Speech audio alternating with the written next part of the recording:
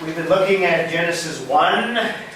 И мы уже посмотрели на первую главу Бытия. And when we complete Genesis 1, we'll take a real quick look at Genesis 2 because it gives us additional creation information. Когда мы закончим первой главой Бытия, мы перейдем ко второй, потому что там содержится дополнительная информация о сотворении.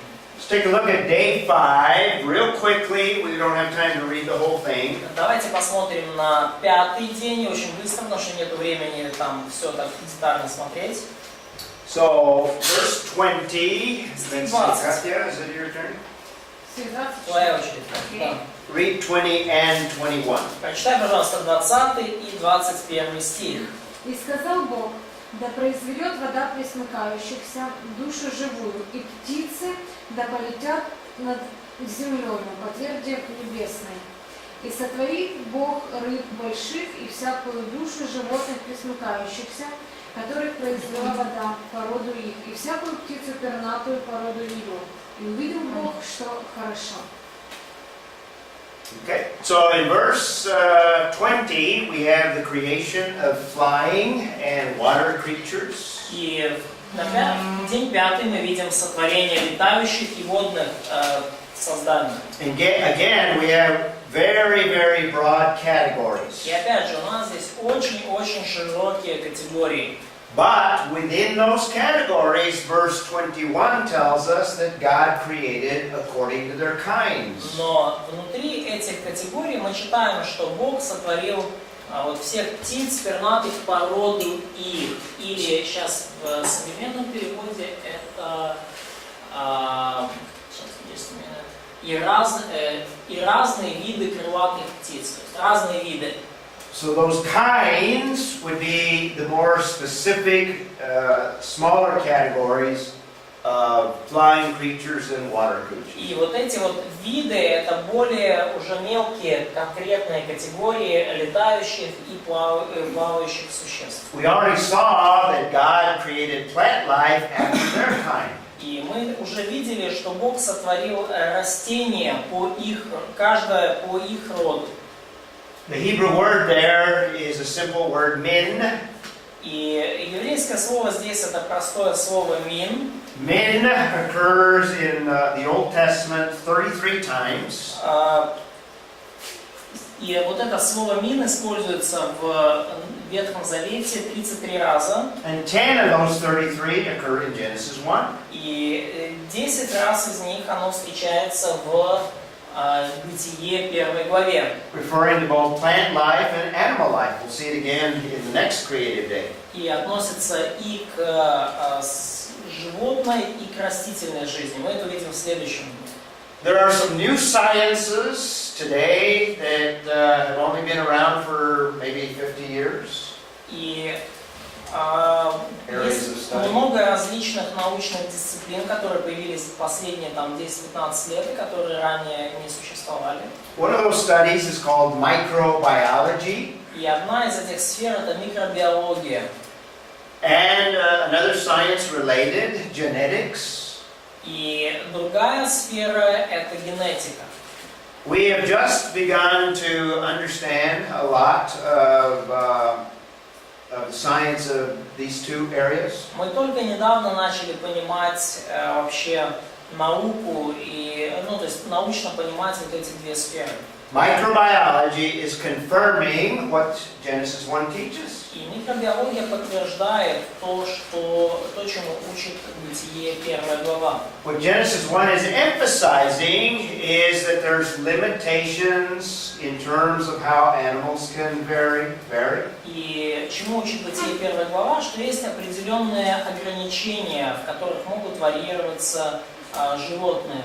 We as creationists acknowledge that there is variation within the kinds. То есть мы, как креационисты, верим в то, что есть вариации внутривидовые вариации. The category of kinds is not species. И категория... Not species. It's like origins of species. No. Kinds are broader. Ну, да, то есть я понял. Вот это слово надо переводить как роды, да, то есть скорее как бы бытие. То есть роды это не то же самое, что виды. То есть у Дарвина происхождение видов называется. Но мы говорим о родах. These are broad categories. То есть и эти категории более широкие. But within those categories, you can have variation. Но внутри этих категорий вы можете иметь вариации. Let's take an example of, let's say, the cat kind. Например, давайте сделаем такой пример, там род котов. There are several individual species that all fit within the kind that we would describe as cat. И Cat есть kind. несколько различных видов котов. Там, сиамские, но все они так или иначе, это все кот, все они принадлежат к роду котов. In fact, when I was in Kharkiv, they took me to a small zoo. И когда я был в Харькове, они меня привели в небольшой зоопарк.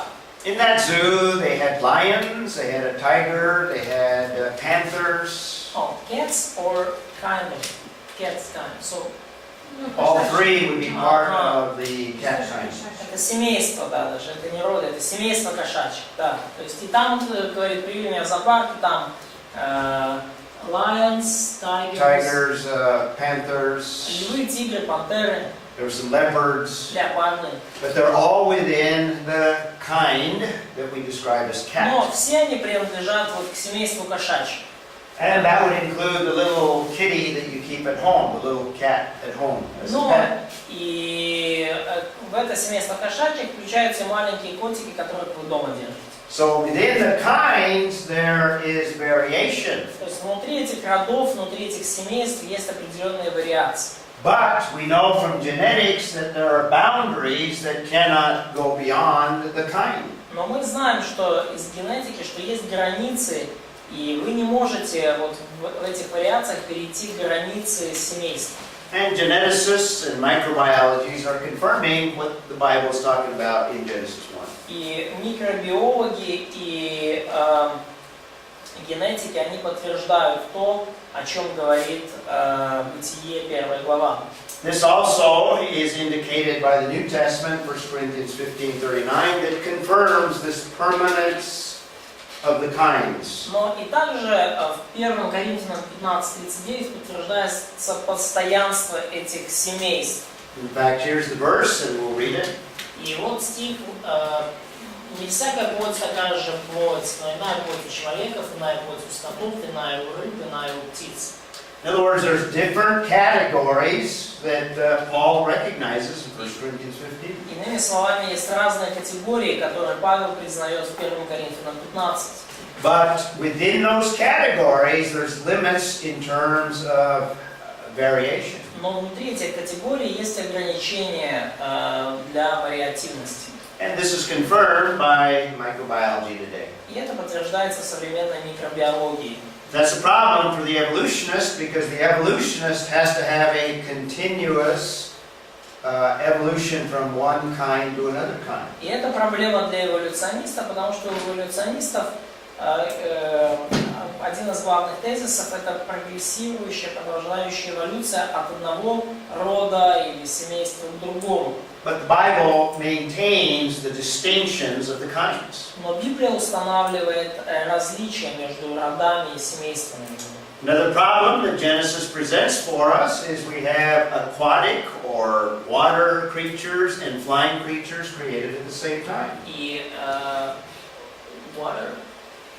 и еще одна проблема, которая у нас возникает с первой главы Бытия, это то, что водные и летающие создания созданы в одно время. According to evolution, flying creatures are much later, but according to the Bible, they're created on day 5. Согласно эволюционистам, летающие, пернатые творения, птицы появились намного позже, но согласно Библии они появились в тот же самый пятый день. According to evolution, reptiles come way earlier than birds. Согласно эволюционистам, рептилии, пресмыкающиеся, появились намного раньше птиц. But we don't have reptiles till day 6, probably. Но у нас пресмыкающиеся не появляются вплоть до 6-го дня. We have birds on day 5. А птицы у нас появляются в 5-й день уже. So there's no evolution. И потому нет никакой эволюции. Here's just a few of the contradictions with evolution. И это лишь немногие из противоречий внутри, с эволюционной теорией. We mentioned that life is created on earth, on land rather than in the sea. Мы увидели уже, что жизнь появилась на земле, а не в море. We don't have long periods of evolution. We have the immediacy of fulfillment. И мы не видим длинных периодов эволюции, мы видим незамедлительное исполнение. God speaks and things are created. Бог говорит, и вещи создаются. And that's true on all of the created days. И это относится ко всему, что было создано. And we have the fixed nature of the kinds that we just discussed. И мы видим статичную природу видов, как мы вот только что обсудили. And in the apologetics course, I told you that there's no such thing as simple life form. И в курсе апологетики я вам уже больше расскажу о том, что нету такой вещи, как простая форма жизни.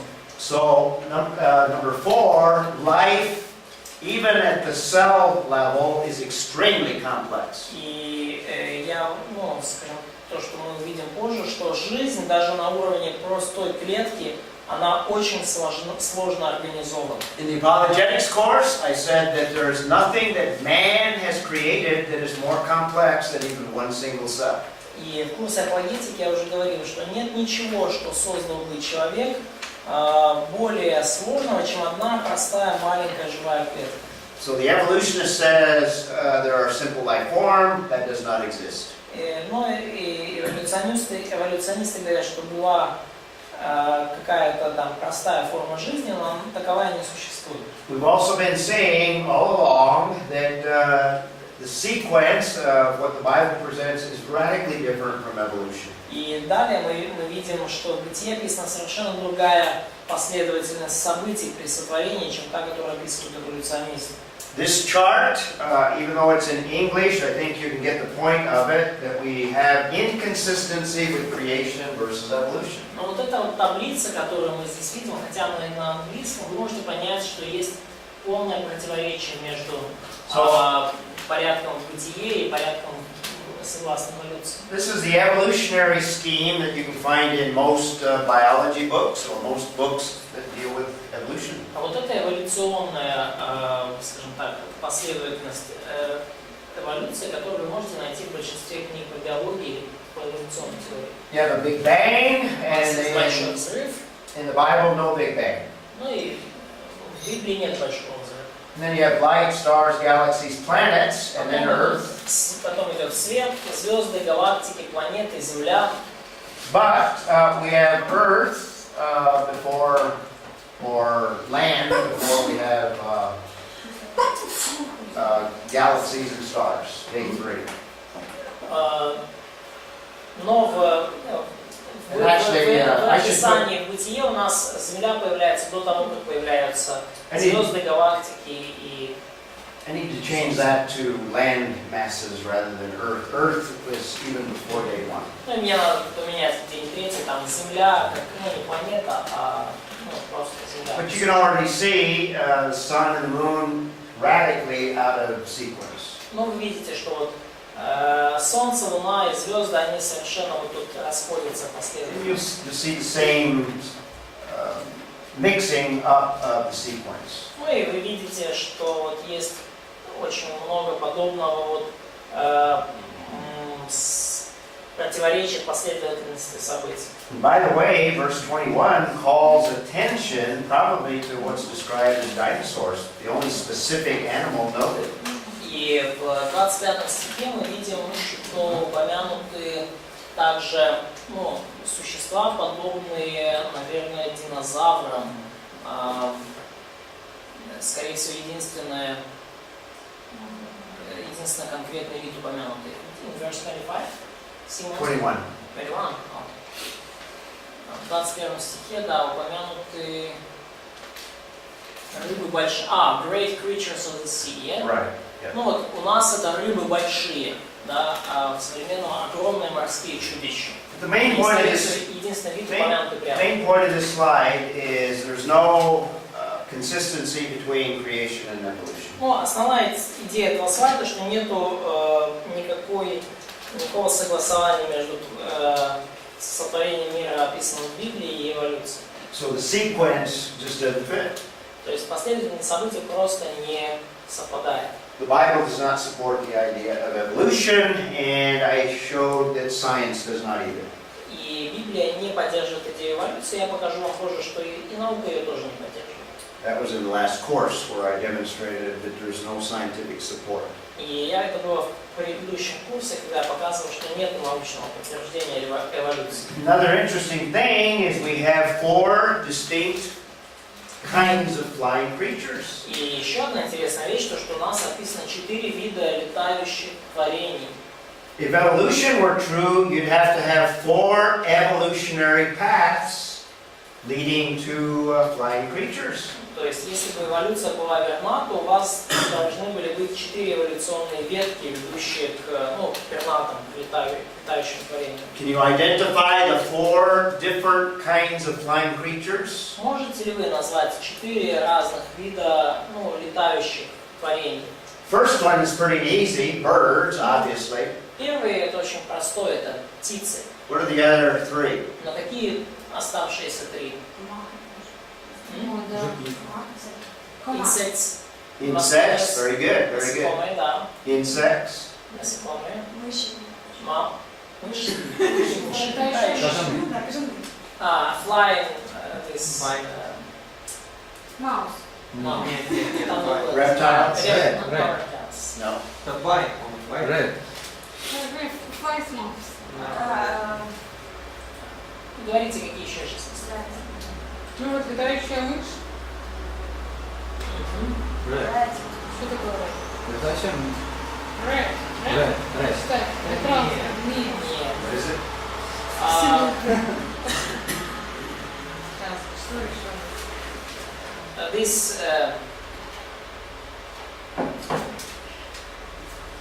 That's all right. I got them on the slide. Fly mouse. There are birds, there's mammals, or a mammal. Did anybody identify that one? Животное летающее. What mammal flies? Bat. B-A-T. Bat. Yeah, bat. Yeah, mammal. Да, Flying mammal. Они млекопитающие? According to evolution, you have a different evolutionary path for birds and mammals. Согласно эволюции, у вас различные эволюционные пути для птиц и летучих мышей. So you have to have 2 evolutionary paths for these 2 kinds of То flying есть creatures.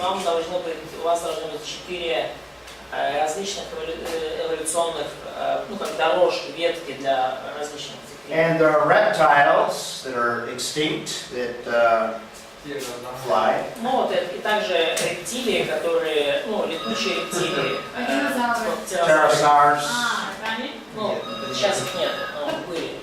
And you mentioned insects. Ну и вы уже упоминали насекомых. So 4 different evolutionary paths are required if evolution were true. То есть если бы эволюция была верна, то требовалось бы 4 различных эволюционных ветки. So number 6 is the one that we're just И explaining. вот это 4 вида, то, что мы упомянули, 6-й пункт. And number 7, when Genesis is completed, the creation of the 6 days is completed. И 7-й пункт, когда повествование книги Бытия завершено, то после 6 дней все творение завершено. We have the divine evaluation of all 6 days. Very good. И мы видим божественную оценку всех 6 дней, и сказано, что сотворенное весьма хорошо. According to evolution, things are still evolving today. И согласно эволюции, все эти вещи все еще в наши дни развиваются. The Bible indicates that God's creative work ended on day 6 and He rested on day 7. Но Библия говорит, что Бог завершил всю работу по творению в 6-й день и отдыхал в день 7-й. Now I mentioned that microbiology is a relatively new science. И я упоминал уже, что микробиология это относительно новая научная дисциплина. The whole area of microbiology is destroying the concept of evolution. И вся вот эта concept evolution. destroying. Вся эта сфера микробиологии, она совершенно разрушает на камне не оставляет от эволюции. In fact, even the unbelieving microbiologist like Michael Denton В конце, вообще говоря, даже неверующие микробиологи, как Майкл Дентон, many of them are abandoning the concept of evolution. многие из них, они отвергают теорию эволюции. They're not accepting creationism or accepting God necessarily, Они не обязательно при этом принимают креационизм или не обязательно не принимают Бога при этом. but because of their understanding of microbiology, they realize evolution is impossible. Но в силу своего понимания микробиологии они осознают, что эволюция просто невозможна. Michael Denton is an unbeliever that wrote a book with the title Evolution in Crisis. Майкл Дентон – это микробиолог, который написал книгу, называемая «Эволюция в кризисе». And the conclusion at the end of his book, he states, in fact, I quote a sentence out of that conclusion. И вот он делает заключение в конце книги, он утверждает, вот я взял часть этого утверждения, что в конечном итоге теория Дарвина является более чем менее, она является великим космогоническим мифом 20-го столетия. And basically, he is saying that evolution is a myth. It's not a scientific theory, it's mythical. То есть в целом он говорит, что эволюция это миф, это не научная теория, это просто миф. That's a powerful statement by an unbeliever that basically was trained in evolution. И это очень сильное утверждение от неверующего человека, который при этом отвергает эволюцию. The point I'm making is there's no support for evolution in Genesis 1. In fact, everything goes against it. На что я хочу вам указать, это то, что нету свидетельств в пользу эволюции в Бытии 1 главе. То есть эти две теории, два этих описания совершенно отличаются. Yeah, this is just a cartoon that kind of pokes fun at Вот это вот the комикс, idea of evolution. который делает, как бы высмеивает теорию эволюции.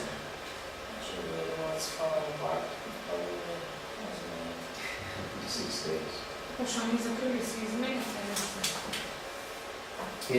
Only 6 days. Судя по тому, как мир как бы распадается и катится ко дну, он был сотворен действительно за 6 дней. Okay, just То есть, и здесь, типа, в газетной заголовке со всякими угрожающими новостями, там, экономический кризис. Что мир так быстро катится ко дну, что, скорее всего, он был создан за 6 дней. Okay, let's summarize some of the implications that we've drawn from the first major event of world history.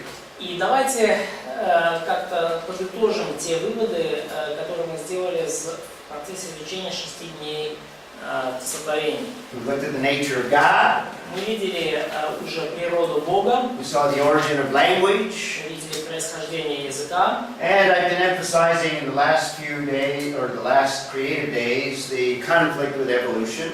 И я упоминал уже в последние, когда мы рассматривали последние дни сотворения, конфликт с эволюционной теорией. Let's take a look at the nature of man that we have in the text. We don't have... Okay. Но мы не видим здесь. Давайте рассмотрим сейчас природу человека, как мы видим ее в тексте Бытие.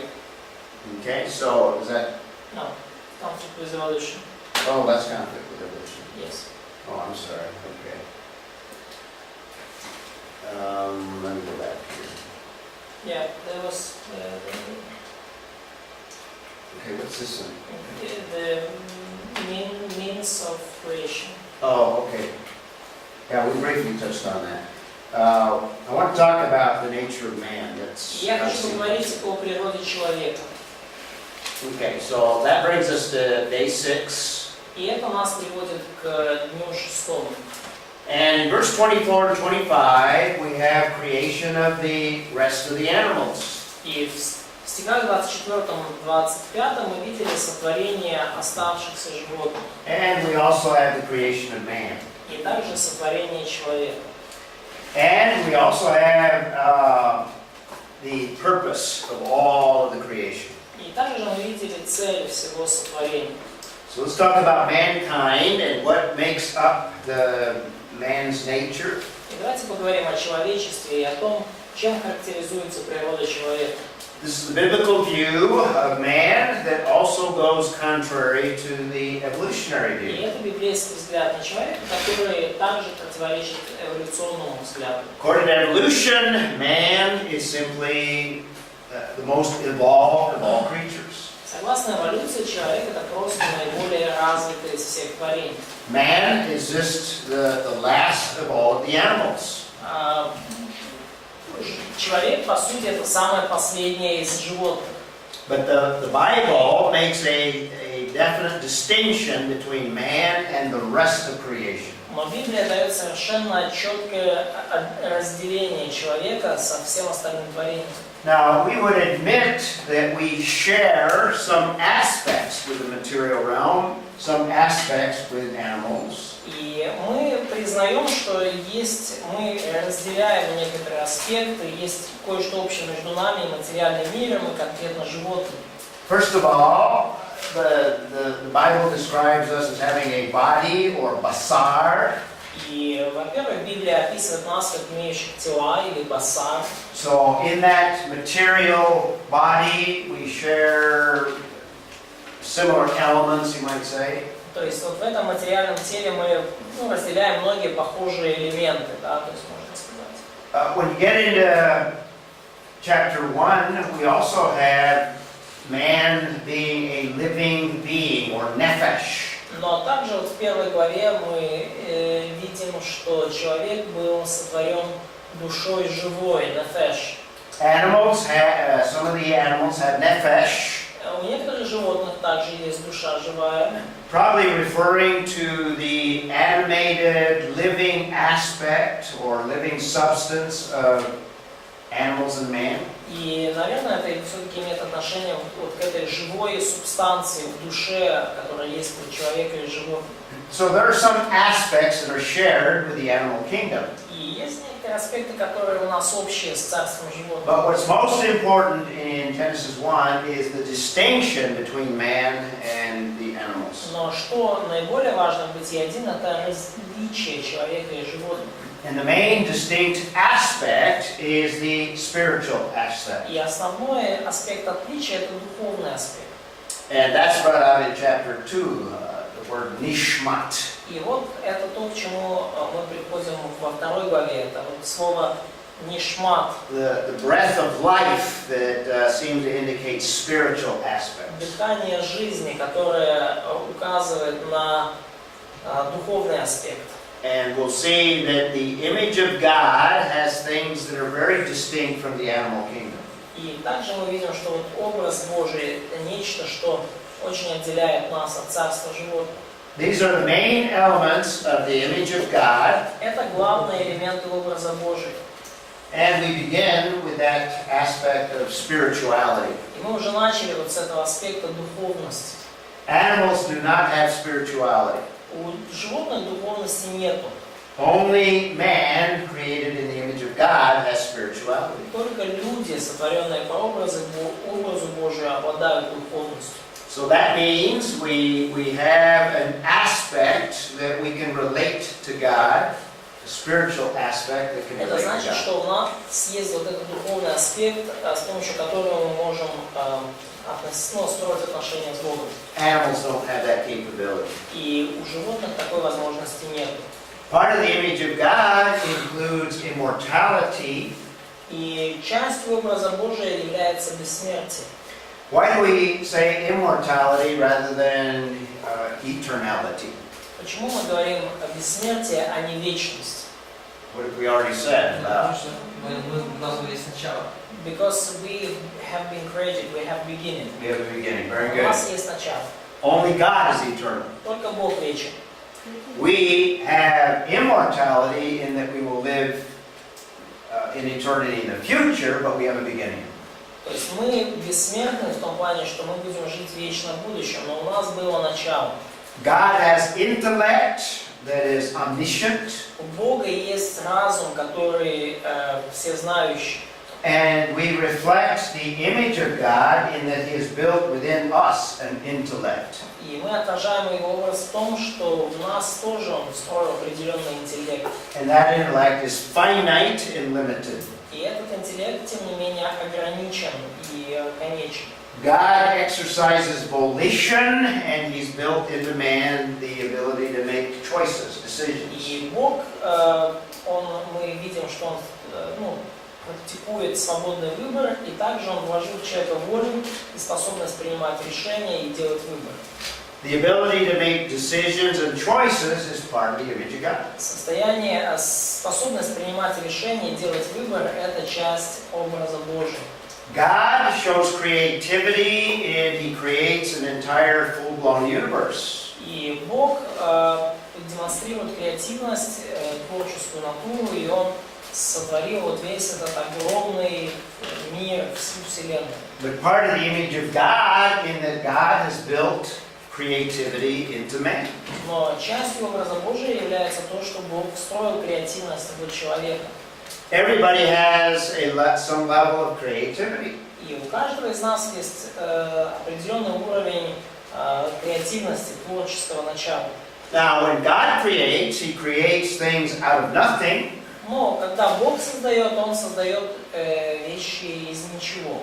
When man exercises creativity, it is reshaping that already exists. Когда человек проявляет креативность, то он обычно как-то переформирует то, что уже существовало до этого. In fact, one of the main purposes of mankind, we're going to see in verse 28 of chapter 1. И, кстати, одной из главных целей человека мы видим в 28 стихе 1 главы. In chapter 1, verse 28, we have what I describe as a creation mandate. И в стихе 1.28 я вижу то, что называю мандат на лицензия на воспроизводство. It's more commonly referred to as the dominion mandate. Ну или как ее чаще называют как право на владычество. But what's the first thing that God commands man to do? Но что самое первое повелевает Бог делать человеку? What? Verse 28. Стих 28. Трудиться. Be fruitful. Be fruitful. That's creativity. Это тоже креативность. In other words, that's having babies. You have babies after your own image. Да, то есть это то, что это воспроизводство детей. То есть вы создаете детей по своему опыту.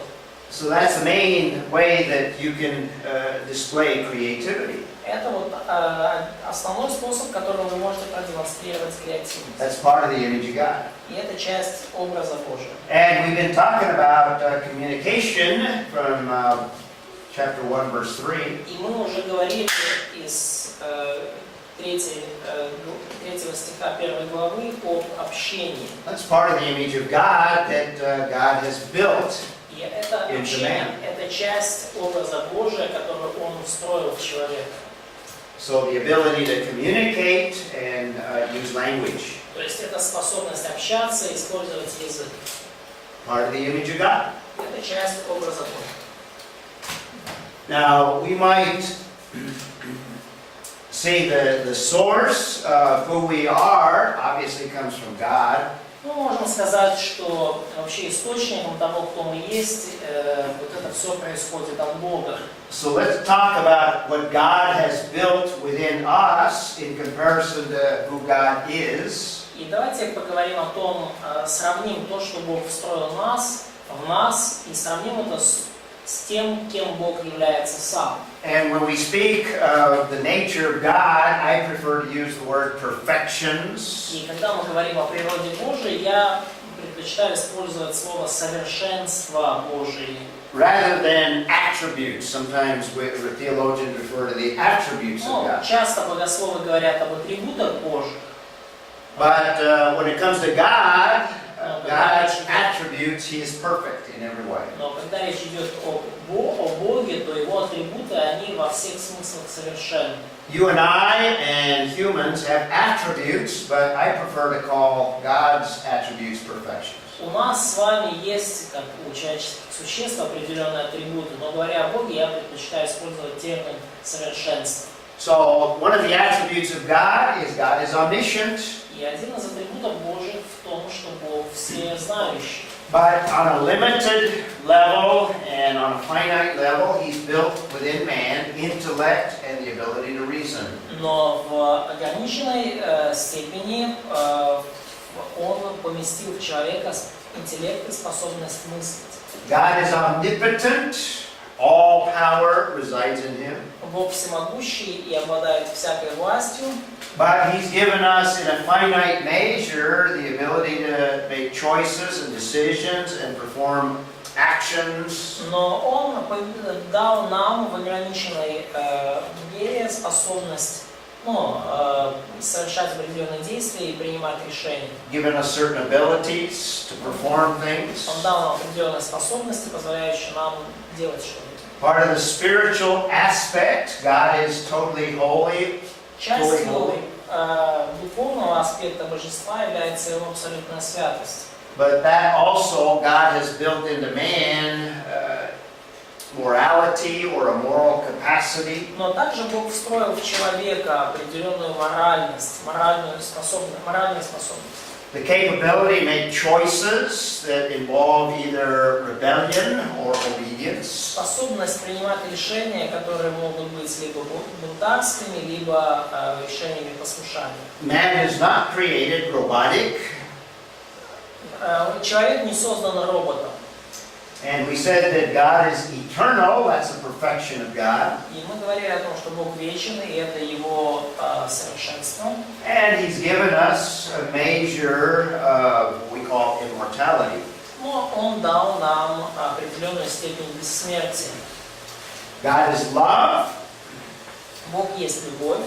And He's given us the ability to have relationships with one another. Он дал нам возможность, способность вступать в взаимоотношения друг с другом. And the ability to express love towards one another. И способность выражать любовь по отношению друг к другу. God is sovereign over all things. Бог суверенен и владычествует над всем творением. We'll also see that in the dominion mandate or creation mandate, God gives us a certain level of rule or sovereignty. Мы видим, что вот в этом мандате направления или в Бытие 1:28 Бог дает нам определенные полномочия, связанные с правлением над землей. So we are not only to express creativity, but we are to express rulership. И нам поэтому мы выражаем, мы не только проявляем способность к творчеству, креативность, но мы проявляем и способность к управлению. So on a limited and a finite level, we have the ability to express sovereignty. И на очень ограниченном и конечном уровне мы все же имеем возможность проявлять вот эту суверенность, способность править. And that's delegated sovereignty. И эта способность, она нам делегирована. So a summary of who man is, there's some physical aspects. И вот суммирование того, кто есть человек. Есть физический аспект человека.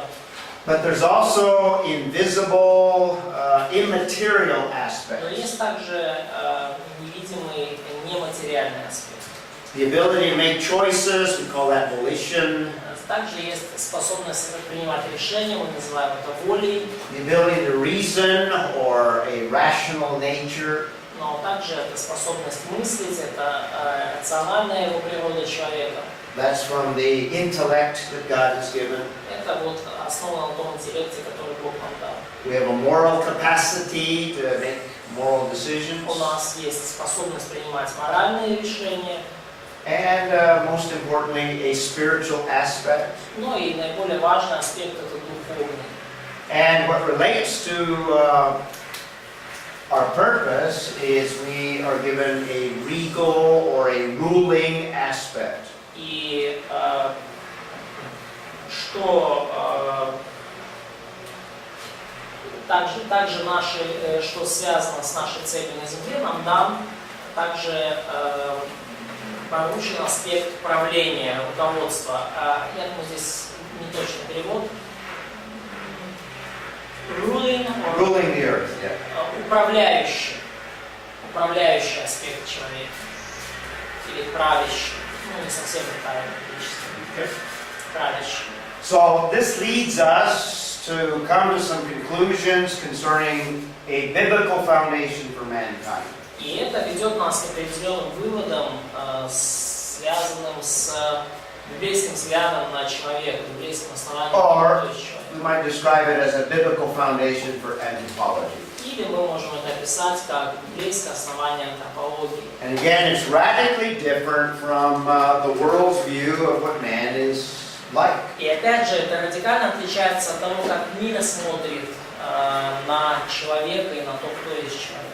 And it starts with man created by God. И это все начинается с того, что человек создан Богом. The unbelieving worldview says that man came by evolution. И неверующее мировоззрение говорит, что человек произошел в результате эволюции. The Bible says no evolution created by God. Библия говорит, нет, эволюции нет места, человек создан Богом. Secondly, man is distinct from the rest of creation. Второе, человек отличается от остального творения. There's not a continuity or there's not a continuous aspect from the animal kingdom to man. То есть нету такого, что человек является просто продолжением животного царства. No continuity, but distinction. Нету вот этой идеи продолжительности, но есть отличие. In fact, man is the crown of all creation. Ну и по сути человек является венцом всего творения. Not only is he created as the last of the creation, Не только потому, что он создан в конце, после всего творения. but that description is even different from the rest of the creation. Но он описан именно даже иначе, чем все остальное творение. When you get to verse 26, it is the creative description speaks of God creating like Himself.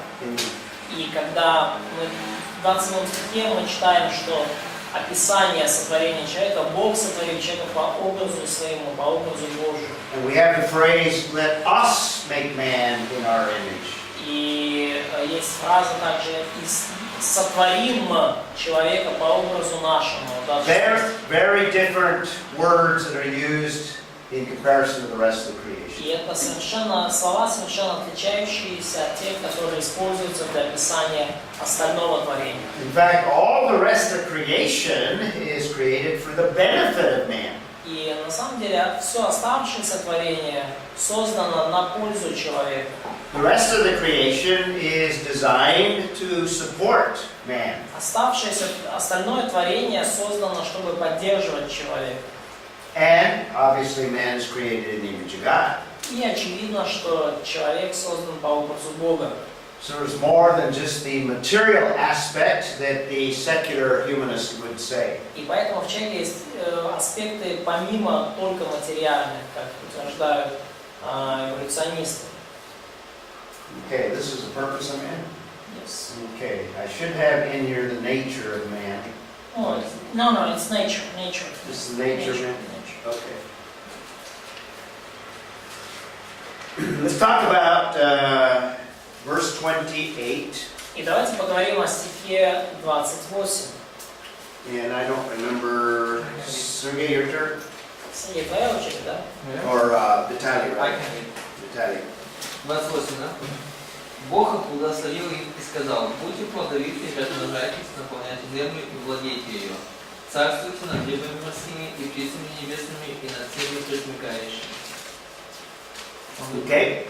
What we have there is the purpose of all mankind. И что у нас здесь есть? Это цель для всего человечества.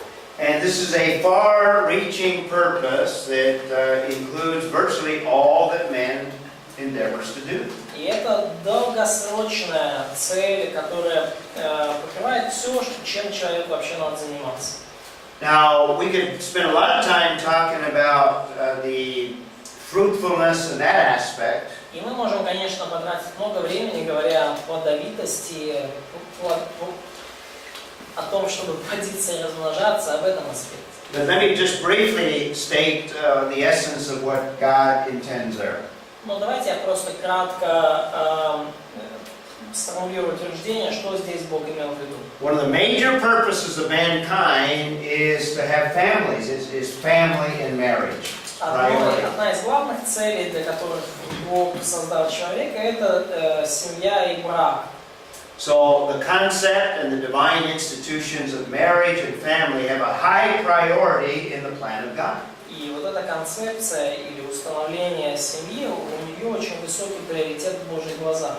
That's the first aspect of the creation mandate. И это первый аспект вот этого мандата сотворения. The second aspect, which we have in the next part, the second part of the verse, И второй аспект, который у нас во второй части стиха, it says that man is to subdue the earth и здесь сказано, что человек должен обладать землей and essentially rule over the earth, and it gives the specific areas. владычествовать над землей и над отдельными ее областями. Let's take a look at the two Hebrew words that are translated subdue and rule. И давайте посмотрим на два еврейских слова, которые переводятся как обладать и владычествовать. First of all, we have the Hebrew word kabash, which is translated to subdue. И, во-первых, есть еврейское слово кабаш, переводящееся как обладать или подчинять. If you look up all the usages of the word kabash in the Old Testament, Если вы посмотрите на все примеры использования слова кабаш в Ветхом Завете, it's a very strong Hebrew word. то это очень сильное еврейское слово. In fact, in a lot of contexts, it has the idea of bringing something into bondage. И на самом деле во многих контекстах слово это используется как обозначение кого-то, кто пленил другого человека или заковал в цепи. So it's a word that elsewhere is used in a very strong context. То есть это слово, которое в других контекстах используется в таком очень сильном значении. Now, in the Genesis 1 context, I don't think it has the evil connotation like the word bondage. И я не думаю, что в первой главе Бытие вот это слово имеет такой негативный смысл, то есть кто-то, кто подчиняет, пленив, заковав в цепи и так далее. But I do think that it does have a strong emphasis in terms of man definitely doing something in terms of the earth. Но я думаю, что все-таки есть сильный акцент того, на том, что человек должен делать в отношении земли. In this context, without any negative И connotation, в данном контексте, без всяких негативных подтекстов, I think it primarily has the emphasis of harnessing the resources of the earth. то я думаю, что основной смысл здесь это правильное использование ресурсов земли. And harnessing the resources of the earth takes definite action. И правильное использование ресурсов земли требует определенных действий. It includes all of the activities involved in utilizing the resources that God had built into the creation. И это включает в себя все действия, которые человек совершает, чтобы правильно распоряжаться земными ресурсами. So subduing involves all those things that prepare the earth to make it productive. И обладание землей включает все вот эти вещи, подготовку, связанную с подготовкой земли к тому, чтобы она была продуктивной. This is what God intended in the original creation. Это то, что Бог задумал в своем изначальном творении. Now in Genesis 3, we're going to see that this purpose is hindered because of sin. И в Бытии 3 мы видим, что эта цель, она, скажем так, несколько из-за греха она становится не настолько явной. It's hindered, but it's not removed. То есть она становится менее явной, но она не удалена, не забрана у человека совсем. And that not only includes the subduing idea, but it also includes the ruling idea. Но также вот в 1.28 мы видим не только идею обладания, но и идею управления, правления. The Hebrew word to rule is the word radah. Греческое слово для владычествования, правления, это еврейское слово. And if you study all the usages of the word in the Hebrew text, И если вы изучите все примеры использования этого слова в еврейском тексте, it is another very strong Hebrew word, just like kabash. то это еще одно очень сильное еврейское слово, такое же сильное, как слово «кабаш». It's the idea of ruling like a king would over a kingdom. То есть эта идея здесь в том, что в правлении, подобном правлению царя над царством. In fact, in some context, it even has that strong idea of exerting dominion over things. И во многих контекстах речь именно о том, что кто-то господствует над чем-то. In some context, the word subdue would have the idea of a king conquering another kingdom. И во многих контекстах, например, слово «обладать» описывает царя, который подчинил себе другое царство. And once that kingdom is subdued or conquered, царство, и после того, как оно подчинилось ему и было завоевано, the word rada has the idea of putting those people under dominion. То вот слово «рада» уже обозначает то, что люди в этом завоеванном царстве отныне переходят под господство. But in this context, where everything is very good, но в этом контексте, когда все очень хорошо, it is a strong word, but it doesn't have any of the negative or evil connotations. то слово, конечно, сильное, но оно не имеет никакого отрицательного подтекста. But instead, it has the idea of sovereign rulership. Но вместо этого там подчеркивается идея суверенного правления. God delegating His sovereignty on a limited basis to mankind. Бог делегирует свою суверенную власть на ограниченной основе человечеству.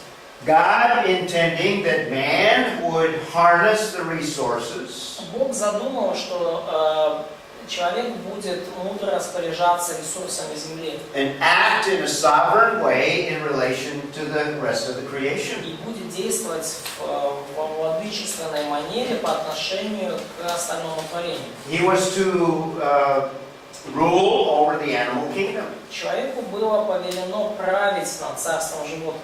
Subdue the animal kingdom, harness the resources of the earth. Обладать царством животных и мудро использовать ресурсы земли. And rule in the sense of manage И the creation. владычествовать в плане, управлять, мудро распоряжаться ресурсами творения. Before sin, without any of the negative connotations. И из-за греха теперь у нас эти все слова приобрели негативную окраску. So the creation mandate includes, number one, this idea of fruitfulness. И вот этот мандат сотворения включает аспекты плодовитости. In fact, what is the purpose of the whole creation? На самом деле, какая цель всего творения? What is the purpose of all things? Цель всех вещей. Слава Божия. Glory of God. To bring glory to God. Very good. Приносить славу Богу. Да.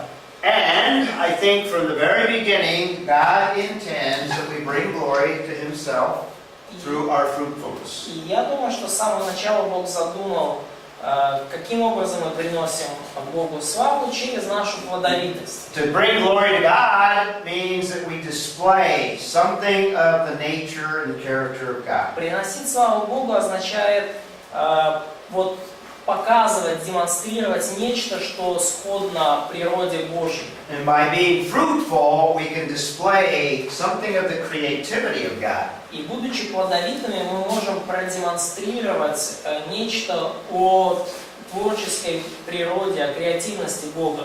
God created all things, and He's given man the ability to create physical life. И Бог создал все вещи, и Он дал человеку способность создавать физическую жизнь. So as we have already said, there's a high priority for marriage and family. И как мы уже сказали, семья и брак имеют очень высокий приоритет в плане Бога. So God's intent is ultimately that we have families И and Божье children. намерение в том, чтобы у нас были семьи и были в семьях дети. And secondly, part of that mandate is the sovereign or ruling aspect. И вторая часть вот этого мандата сотворения – это правление, аспект правления, руководства, управления. Where we exercise sovereignty, and in order to do that, we have to know the creation. И когда мы практикуем нашу власть над творением, используя для этого науку, In order to subdue, we need to understand what nature is all about, what потому что, creation is чтобы all about. обладать природой, нам нужно знать вообще, что это за природа. That's what science endeavors to do. И вот зачем нужна нам наука. And that leads, when we have an understanding, in order to rule, we develop technology. Ну и это далее ведет нас к тому, что для того, чтобы мудро править, нам нужны определенные технологии. And we manufacture things. We use the resources to manufacture things that are useful. Ну и также мы производим различные вещи, мы используем различные ресурсы, чтобы производить что-то новое. So basically, God's plan is that we would involve ourselves in all of the different vocations that are available. И в целом Божий план это в том, чтобы мы участвовали во всяких разных видах деятельности, доступных человечеству. So subduing and ruling involve science, technology, manufacturing.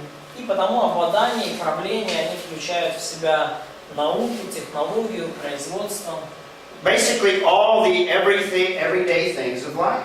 Ну вот, по сути, это все вот эти большинство повседневных вещей, с которыми мы встречаемся в жизни. Obviously an important aspect would be the cultivating of crops.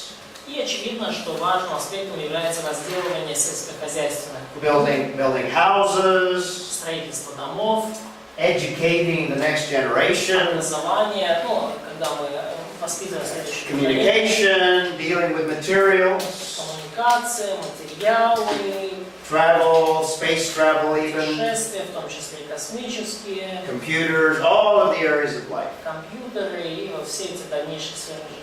Even the area of medicine and the medical field. И даже сфера медицины и медицинских. And you can add to the list all of the other areas of vocations. И вы можете в этот список добавить все остальные занятия.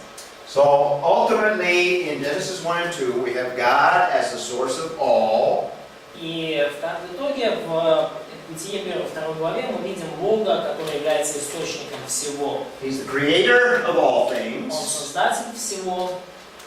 And we've also said that He sets up these categories. И также мы видим, что все категории исходят из All Бога. of the categories that we've discussed are derived from Him.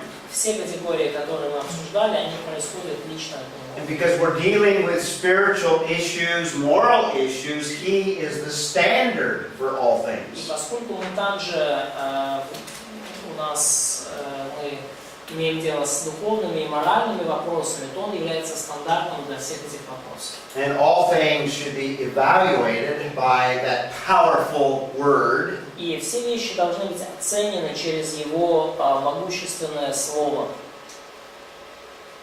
So when we speak in terms of Genesis 1, И когда мы говорим в терминах Бытие 1 главы, the purpose of mankind, то цель человека, цель человечества, we could view that as our commission, our ministry. то мы можем рассматривать это как наше как поручение нам для нашего служения. Biblical ministry is not just preaching and teaching and church work. И библейское служение это не только проповедь, учение и работа в церкви.